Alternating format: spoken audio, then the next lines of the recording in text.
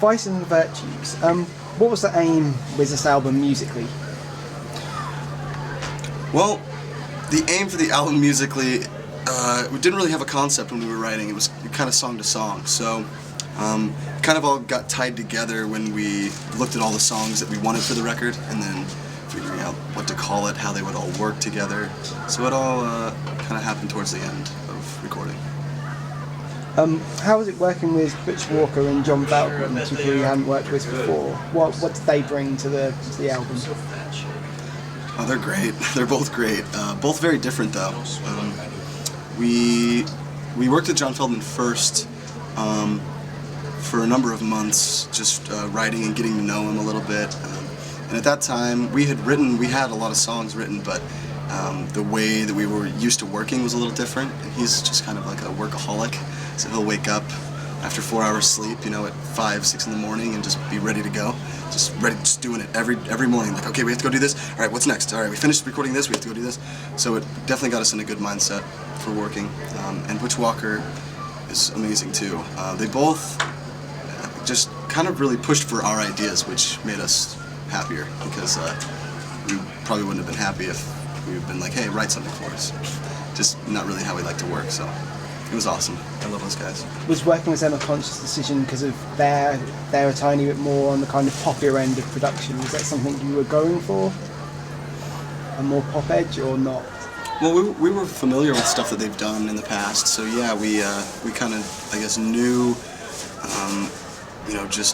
we were familiar with what they had done, so we kind of knew about whereabouts where we would end up in terms of where we saw our songs then and where we might have them end up at the end of the process. So it was, we wanted to work with John Feldmann even on our first record, so it was kind of nice to finally do that. Really cool. Looking back, how do you feel about the first two albums now? Are you happy with them still, or is there anything you'd change? Well, we're definitely proud of our first two records, as well as this one. They're just all different. It's hard to say, you're in a different state of mind for every record, so it's just constantly changing, Okay. The Ready to Go video, how hard was it to learn the dance routines?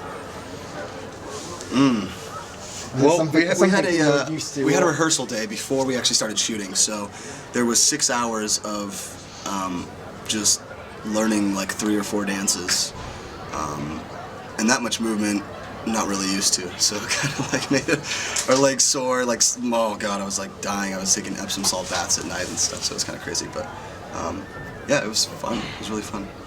Okay, one last thing. Okay, if you could be in any other band in the world, what band would you be in?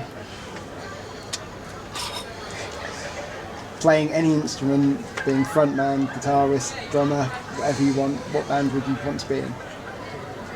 I'd be happy being Freddie Mercury's beer guy, just like putting the beers on the piano. That's cool. I'd be happy with that. Oh man, I would have to say TLC. Just the fourth member. Cool.